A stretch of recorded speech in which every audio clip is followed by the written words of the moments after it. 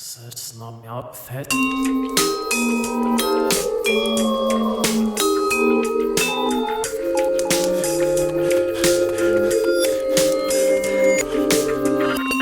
It's Death by Monsters.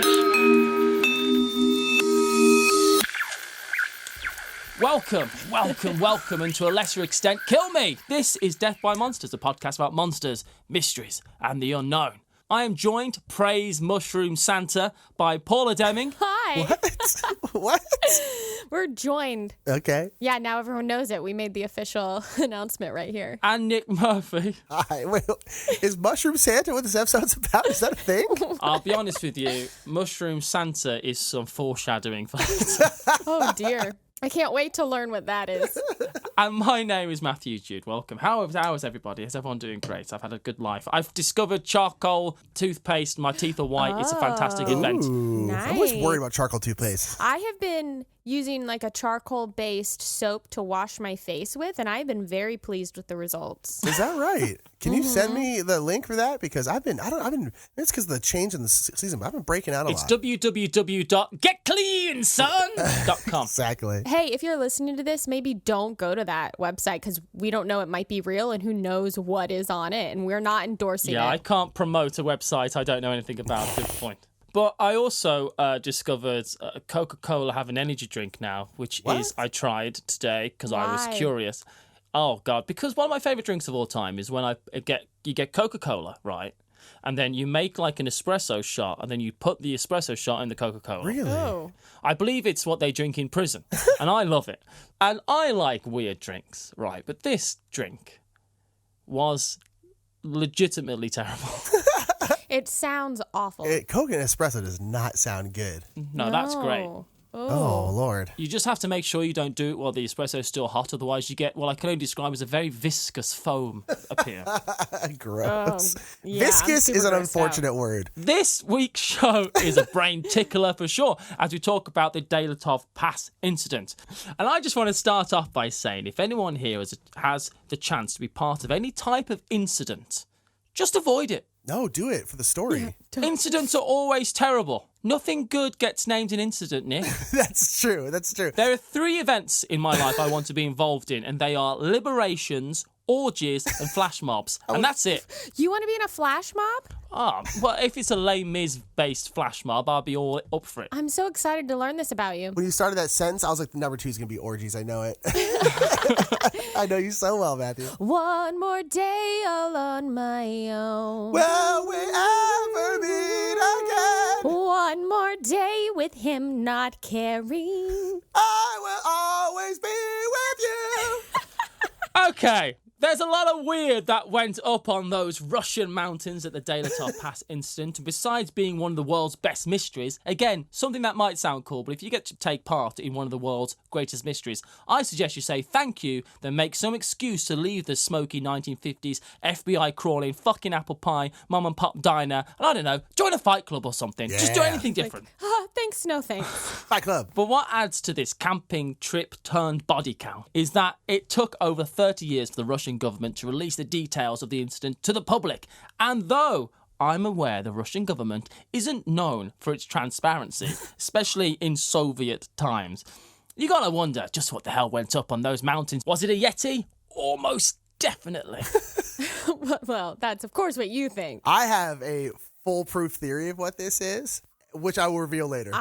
Can't wait to hear, because I honestly do not know what I think happened. This is one of the most baffling topics to me that we've discussed.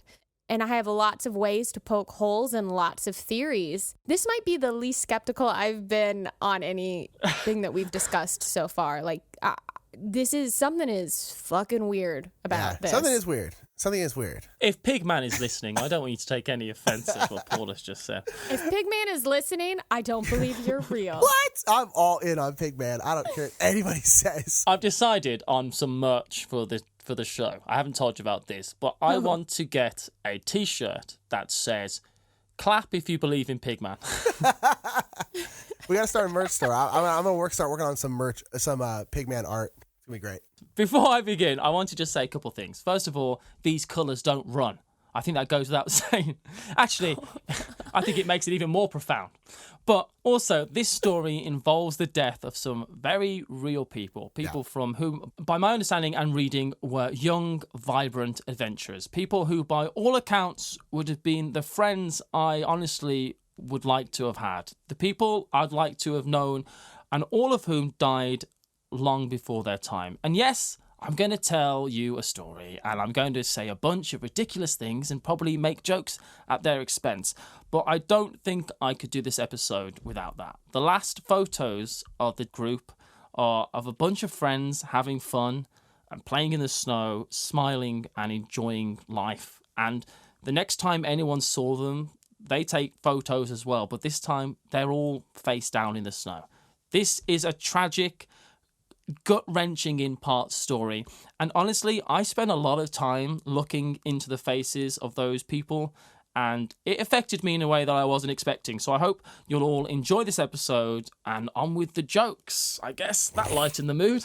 Pigman. Wow, I feel really sad now, actually. It gets a little, but we want to talk about, like, it's, these are real people, just like Pigman. There's photographs of them, and they just look like they're having fun. Yeah, they're fun, adventurous people. Yeah. The volume of information, speculation, and theories makes this case impossible to cover in its entirety. Unlike Yeti, which I believe we've fundamentally proven. 100%. Okay. Well, okay. And there are some very dark, very deep, very weird rabbit holes to fall down if you want to. And while we're going to peer into many of them, if we were to stray too far from the path, I'd have gone fucking weird while I was doing this research. Also, I'm going to do my best. Oh, just then you would have gone weird. That's it. Just then, because you weren't already. I mean, also that. But I'm also going to try my best at some Russian pronunciations. And I got pronunciations wrong because the phrase is pronunciations. So yeah, it's going well already. Starting off great. But my best Russian is still what some would describe as piss poor. So there we go. I will always talk like this, so I will be doing this a lot. But that at least is Oh, wow. remotely Russian, which was nice. Yeah. All I can do is try to imitate Bartok from Anastasia, and it's not good. And then I kicker, sir. That's it. That's my... Just do your Minnesota Yeti And that's just the whole Hank time. Azaria's version of a Russian accent. It's very... That's all you can say, though. I'll just say that whenever we need to lighten the mood. I'll do an Anastasia reference. The story starts in January 1959 on an unnamed mountain in Russia. So, fairly bleak. When 9 students from the Ural Polytechnic University in Sverdlovsk, along with a 10th friend of the group, all got together to go on a jolly jaunt through the Siberian wilderness, which again, and I love camping, that sounds awful. I know. It's it's extreme. They're into it. Like how badass these people were. Like, let's just go up this crazy ass mountain in January in Russia. They're like, yeah, that'll be fine. It just starts off. They're bold. Yeah, they're way cooler than me. Well, that's like their thing. Like they want to be certified to be. Yeah. Scuba. They want their grade 3 hiking qualification. But I would say learn piano. Do something else. Learn how to crochet. But there's no thrill. There's thrill in crocheting. Look, I knit. It's not an adrenaline rush. Ooh, you're doing it wrong. This breezy sojourn across a frozen wasteland was towards Otorten Mountain, which was 300 miles away. And though they were all experienced hikers, this still seems, pretty goddamn ambitious. But the fact that they were all after this qualification meant that they had to stick to some pretty brutal rules. They needed to hike at least 186 miles and needed to spend at least 6 nights of that actually camping in tents, and the trip had to be over 16 days. Again, learn the banjo. Take up origami. Yeah, it's a really extreme set of check boxes they had to. Yeah, it doesn't sound fun to me. It just sounds difficult. I love some alone time in a tent, Paula. I love some alone time, but this is a bit much. That's the loneliest place. Start a fight club. It's just do anything else. That is so intense. I can ignore people while they're there. I don't need to go anywhere else.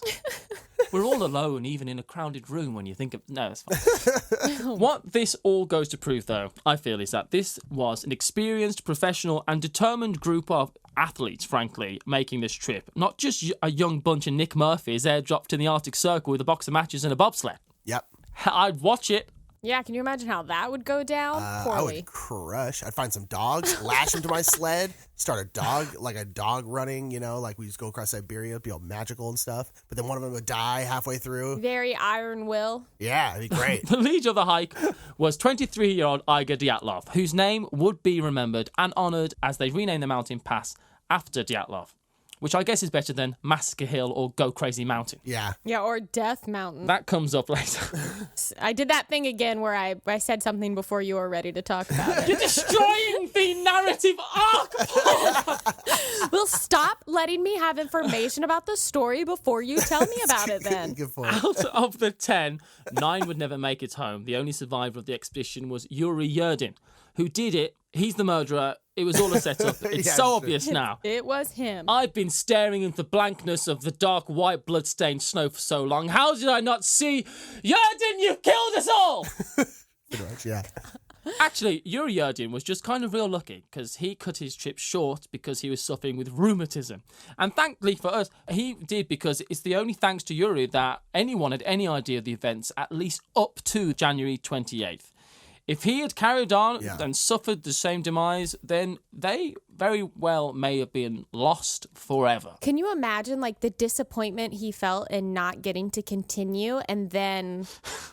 The sadness and elation. Yeah, I bring it up to say like sometimes we don't get to do things in life and we're super bummed out about it, but maybe it's for the best. You don't die in a mountain. Well, one thing that confused me about that was when Urine went away, like, do we know how far they were into the trip? Because like, it seems weird that they're just like, yeah, you can go back alone. I don't think they had even started hiking yet at that point. I think they had just made some like train trips to like get to where they actually needed to begin hiking, I think. I thought they were like halfway through. I was like, I feel like someone should have gone with him. I mean, luckily he made it back, obviously, but I'm like, he's got like an illness. I'm like, I wouldn't be like, all right, yeah, we'll see you back at home. Like, Hey guys, do you think Yuri will be okay? Yes, he'll be fine. he will be fine. He is made of tough steel. I mean, obviously I can imagine his friends dying wasn't a very pleasant experience, but I can also imagine him going, well, better this way than the other. Yeah, for him. But it's also, you have probably a lot of survivor's guilt and stuff like that. Yeah, I was just going to say that. He probably does. I can't imagine his life was fun after that. I imagine he was he ruined. probably was pretty bummed all the time. On the evening of the 23rd, they set off bright-eyed and doomed from Sverdlovsk, and by train they travelled 200 miles north to Sarov. Then, after a day in Sarov, they catch another train 100 miles north to Ivdel. Day Sarov. And then they get a bus Snow that north will again be, will to be. Vizhay. I'm going to ignore it. And then they finally head north to spend the night of January 26th at a place only known as Sector 41. Again, if you want to go camping, that's great, and I encourage you to do it. Go and get some fresh air, kill a salmon, I don't know, hunt a wolf. Yeah. But do it in a park or a campsite. I don't know, anywhere you want. But do not go camping. And I cannot stress this enough. Don't go camping in anywhere that's called Sector 41. Sector anything, yeah. Unless it's sector fun. Well, especially if you are not like an extreme hiker camper. Like no normal person should be doing this at all. It's so intense. Like, that's such an intense name. Hey guys, you want to go camping? Oh yeah, that'd be brilliant. Where are we going? Oh, I don't know, somewhere called the Forbidden Zone. No, actually, I'll leave it, I think. No We thanks. can go over here by this lake. It'd be fine, probably right there. I would rather like have a little like what are those called? Airstream trailers. Oh yeah, lovely. Oh, Is that nice. is that the right name? Sure. Yeah. We know what you're talking about. You Those can little silver bullet things. Yeah. What I want is just, like a bed in an RV is what motel. I'm trying to say. That's You how can take I that like up to Siberia. It'd be fine. Yeah, just put some chains on the tires. Exactly. It'd be fine. Get you right up in the snow. Get some snow grade tires. It'd be great. I just want to go camping in places that are named after, like, I don't know, trees or the pond that's there. There's a Fort Pillow State Park in Lauderdale that sounds like it probably is okay. Okay. That'd be nice. It's named after General Pillow, I think. Cummins Falls State Park probably isn't going to be very good, but, Cumberland Mountain State Park. I think I'm on a list of Tennessee state parks. I am. Big Ridge. Yeah, brilliant. Forbidden Zone. Nah, give it a miss. No, Yeah. maybe not. Yeah. This place we haven't even been able to spend enough time in to give it a proper name. Yeah. So it's just an unexplored sector. I mean, it writes itself. Then so they've been going north for a long time because then they travel north again up the Lovza River, which was frozen completely, totally, of course, and they get to an abandoned geological site on the morning of the 28th. I have never read anything in my entire life that sounded like the epic intro for an episode of The X-Files than this story. Yeah, Yes. the sector something and then the forbidden geological site. Yeah. But it's here that Lucky Yuri gets too ill and heads back south. Oh yes, I touched the topic. I've answered the questions that you needed. Ooh. Yeah. And you waited, you answered in your own time. That's right. Like a true control freak. Love it. Damn. Rough. As a true display of dominance. Okay, you host the podcast. We're just here for the ride. We get it. I mean, I wouldn't put it like that, but I also edit it. And this is all before the actual hike had started. And they were already 4 days deep into a godless hellscape, though I did spend wholly too much time on Google Earth looking at pictures of the area. And yeah, I get it. It's incredible. I understand all of the majesty of the mountains, but also hellscape of death. Yeah. The group spend 2 days hiking north before they, again, go south. Go to, I don't know, Bali. Greece. I was thinking south of Russia, not south of where. Oh, you know. Oh, you said south, so I said Bali. They can go to Jakarta. Why not? Good point. So 2 days hiking north before they reach the base of an unnamed mountain known only at the time as Height 1079. It's just known by its height? Yeah, I mean, yeah. Is it just because there are so many frozen mountains in Russia? They're like, we can't possibly name them all. I think that is exactly the reason. That's 100%. It's like the Jersey Devil. She was like, this is kid number 13. I can't think of another name. Just let it be a demon. Yeah, it's like public schools in New York City. They just give them numbers. Absolute, just professional level callback, Paula. Loved it. Thank you.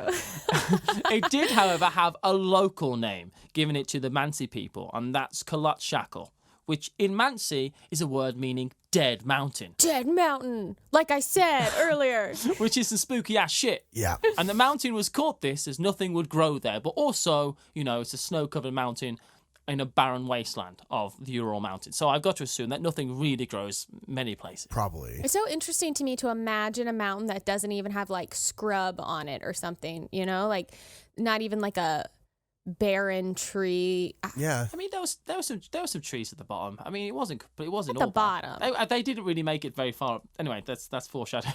It's here that things begin to go wrong. They dump a bunch of supplies and ready themselves to head up towards Otorton. Yeah, just like they're in a video game. They set up their cache, and then they're going to have another one across the mountain, and somehow they're magically linked. So when you open one cache, Yeah. it gives you access to what you put in the other cache on the other side of the mountain. Just like in Tomb Raider. Or at the very least, you can warp from one to the other. I get it. You Twitch stream.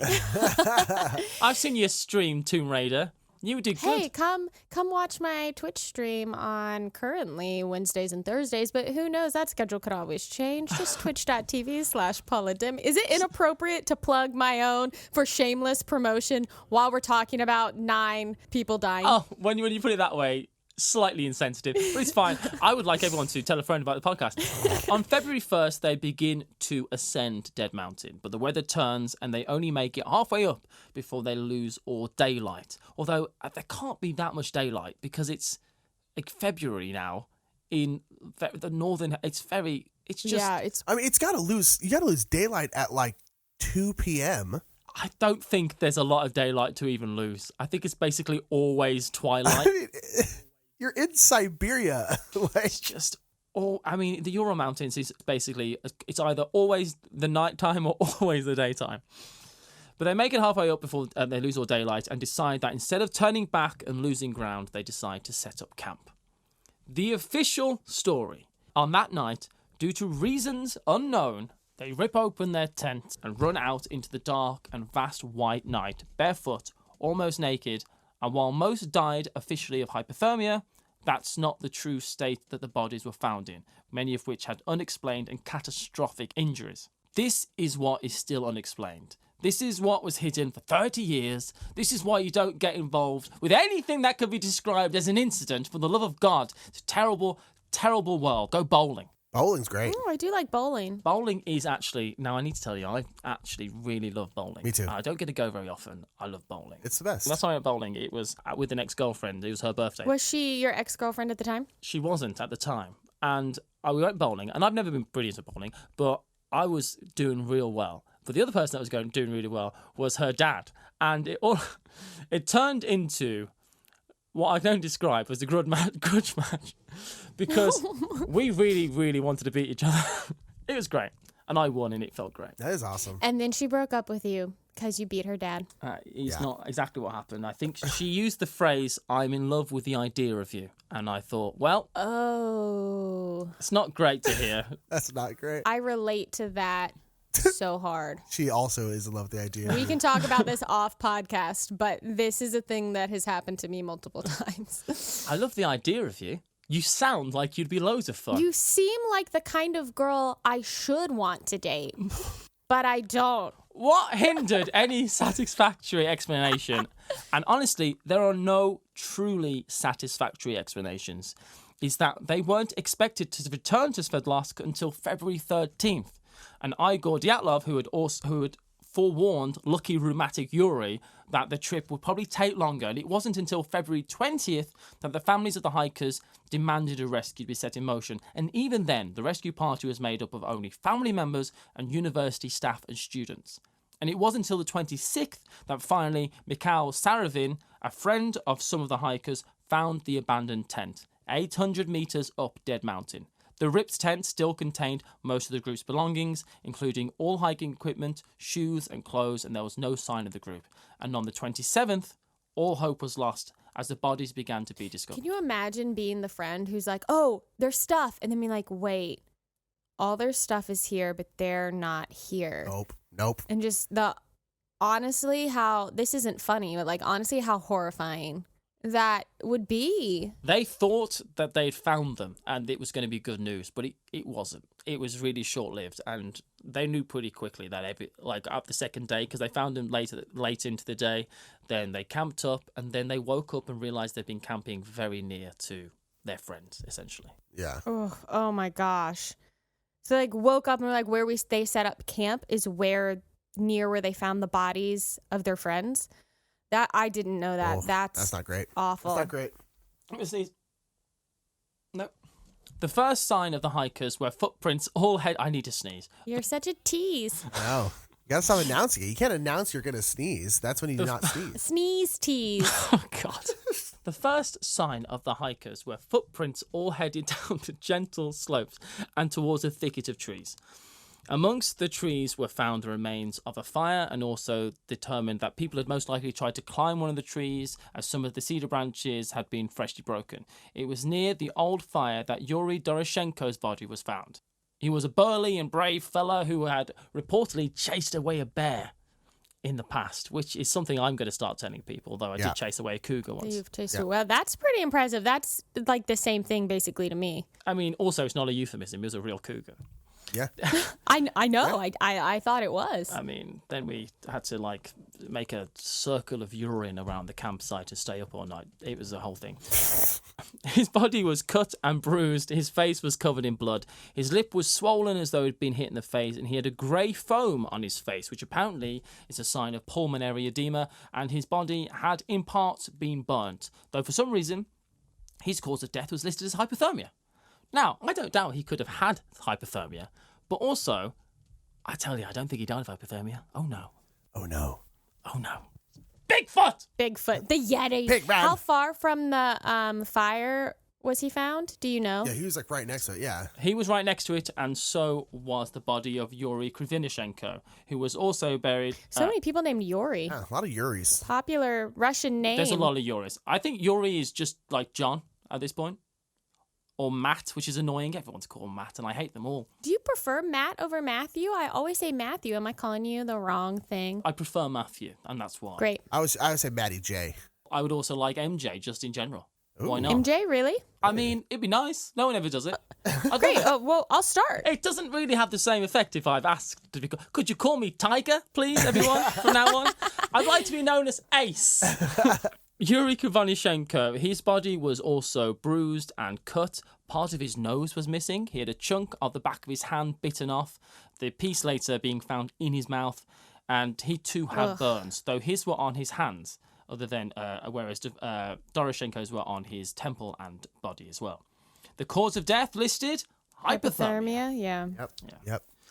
Igor Dyatlov was next found. He was found nearer the tents as though he'd been headed back towards them, possibly. He was lying face up in the snow, cut and bruised. He was missing a tooth and had similar injuries. This is the weirdest bit. Like, I feel like there are a lot of explanations for things we're going to talk about, potentially. And this is the one thing that I honestly always come back to. And I'm like, this is weird. Why is he missing a tooth? I'll tell you what, it's not going to be the only tooth-based mystery in this entire thing as well. Oh, yeah. Ooh, that's mysterious foreshadowing. Like, who, how, like, some things you're like, oh, an animal came and, like, started to eat this guy's nose or whatever. But, like, an animal did not come and pull a single tooth out of Igor's mouth. You're trying to tell me the tooth fairy doesn't exist in Siberia? Yes. She can go anywhere. No. She can go anywhere, Paula. It's weird. I mean, I can see, like, he could have tripped, he could have been in a fight, anything could happen. But yeah, missing a tooth, it's a bit of a weird one, and it's something that people like to mention, as did I, because it's sexy. So his injuries were reminiscent of what you'd find in a barroom brawl, and also his watch had stopped at the time of 5:31 a.m. In the X-Files, that means that aliens came over. Just lost time. It's real. Because it makes your watches stop and stuff, and that's how Mulder knows. Yeah, lost time is really, really interesting. Interesting. Zinaida Kolmogrova was found next, almost a half mile away from the trees and back towards the campsite. She again was covered in cuts and bruises, including a large, fresh-looking bruise on her lower back that looked most likely to have been caused by a blunt force trauma, meaning that she may have been struck down by someone or something. It's not until March the 5th that Rustem Slobodin is found. He was found with the face down in the snow as though he'd been heading back to the campsite as well. He was pretty beat up and also had a fractured skull. His cause of death? Exposure. His fractured skull was exposed to the wind. To someone's fist. Yeah, to brass knuckles. These injuries are so weird. And, like, a bruise on her lower back? Like, how does that happen? Oh, there's reasons. Like, she was just clumsy and she, like, backed up into something? She was twerking. She was twerking a little too hard, Someone put on some that's what Cardi it B. You put on some Cardi B when you're trying to survive. You got to do something to stay warm. I got to stay warm. Twerk, twerk, twerk, twerk, twerk, twerk, twerk. Ooh, throw out my back. Don't care. Twerk, twerk. Boom. Nailed it. Called it. Now, I have a question, and I'm sorry if I'm... Episode done. Episode done. Sorry if I'm jumping ahead on... I can't remember because there are two women in this party, and I can't remember which one this was pointed out to me in our research, but one of them, they were like, and they checked and made sure she wasn't sexually active, so that wasn't an issue. And I was like, why is this a thing? I just need to rant about this for a minute. Why is this a thing that anyone even cares about? Like, they're like trying to rule out like that the men were all maybe fighting over her, that she was like sleeping with all of them, and that caused some fight that made them all like beat each other up, and then they all died. Like, did anyone try and determine if any of the men were virgins? Like, it's so dumb. And how fucking invasive. Like, I know she's dead, but like, you're gonna check and see if her hymen is intact? I'm sorry, this is not like it was a detail in the research that bothered me so much, and that's all I have to say about it. I just needed to rant about it. Yeah, I purposely missed that out because I just... No, I totally agree. It's true. It's like there is one theory that I will come to very briefly later on, and that's of a group fight incident that meant that there was internal conflict of some sort. I just cannot stress enough how little I think that internal conflict had anything to do with this. Yeah, I'm sure that one of the Uris annoyed one of the other Uris at one time because he never puts the stove off or whatever it is. I get it.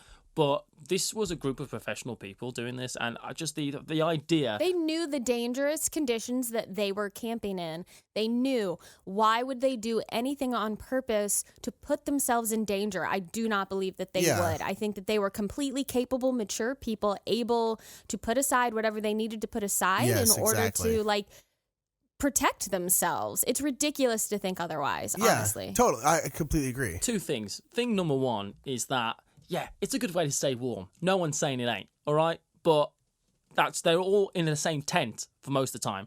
And secondly, I mean, if you're on day 6 of like a wilderness hike, I am the kind of person who is considerate enough to try and take a shower first. I mean, jeez. Oh, you're saying a good way to stay warm is having sex? Is that what you're saying? Totally. Doing it. I was like, what's a good way to stay warm? Oh, I get it.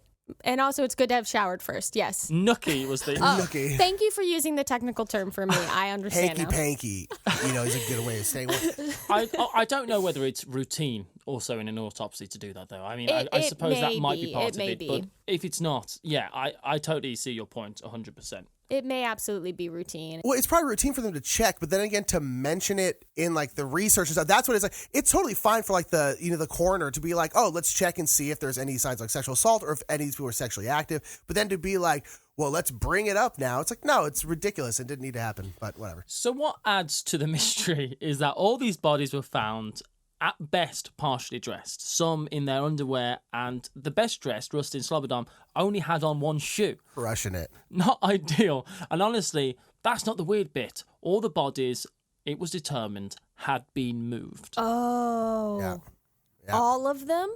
Or just the ones found face down in the snow on their way up to the... All of the bodies I've mentioned so far. Great. Okay, yeah. It was a Mansi native that 2 months later found by chance the last 4. He followed a trail back behind the cedars, which led to a ravine. Although I keep on, half the time it's cedars and half the time it's pines. So I'm going to imagine it was a mixed thicket. I can't see why it would matter. How were the bodies moved? Wait, I'm so sorry. I have to go back. They were moved, but were there like animal footprints or people footprints around? Like, how were they moved? All of this will be coming up. My brain is exploding already. I cannot be patient. I can't be patient. I believe in you. There he found some clothing, and so they dug out 4 foot of snow from the ravine to uncover a makeshift shelter in which the 4 other hikers had tried to survive. They were better dressed, meaning that they had probably taken the clothes from the dead and could even have survived huddled there for a short while. That would suck. Alexander Lovatov had seemingly died of hypothermia, though, like a lot of these causes of death, I'm slightly dubious, as he had a broken nose, his eye and soft tissue were missing out, and his neck had been severely deformed. He also had a big open wound behind his ear, and his clothes were radioactive. Alexander Zolotaryov was found next to him. He was the group's wild card, the one that was older. He was 37, unlike the rest that were all in their early 20s, and he was also a World War II veteran. And though he wasn't part of the friendship group to start off with, he joined real late on and everyone seemed to like him. Come on, let's go hiking. Yeah. Even though parts of his past well add confusion to this case.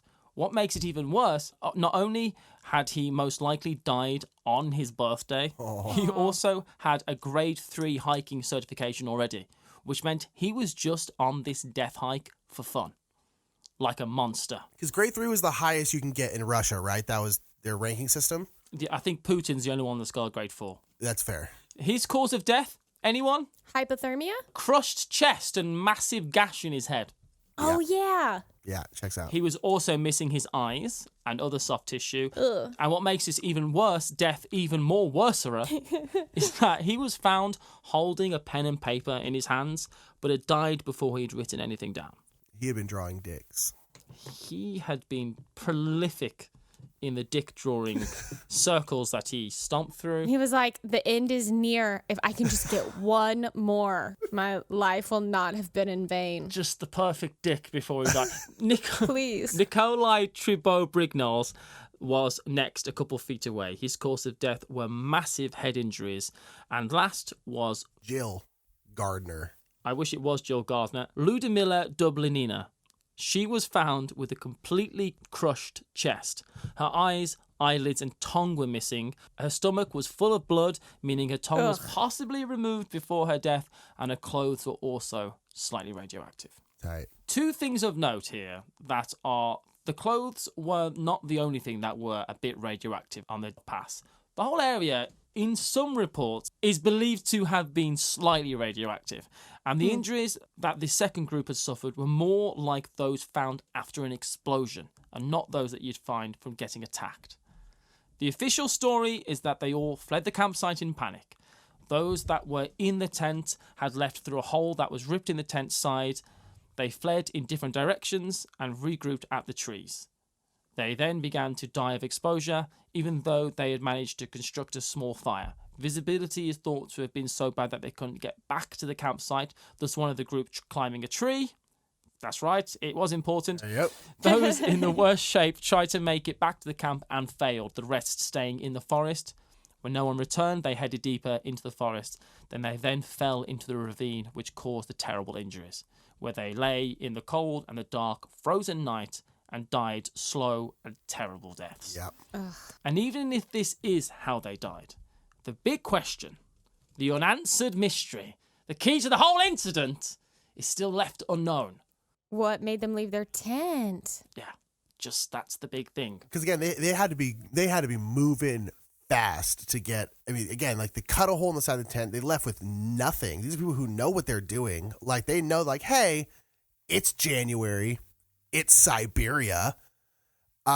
Maybe put a shoe on, and so they had to be booking it. Quickly, it's not Siberia, it's the Ural Mountains, but My it's apologies. fine. Very far north Russia. But yeah, it's when your option of running into the frozen wasteland of the Ural Mountains is the right choice to make. Whatever you're leaving has to be worse. And what is worse than dying, going out into the elements where you know that you could very quickly die of exposure? I mean, I fully believe that all of these people knew what was at risk when they left that tent. If they were of their right mind, when they left that tent, they knew what they were going out into. These were not inexperienced hikers who didn't know how to deal with the elements. They did. That's why it's tantalizing.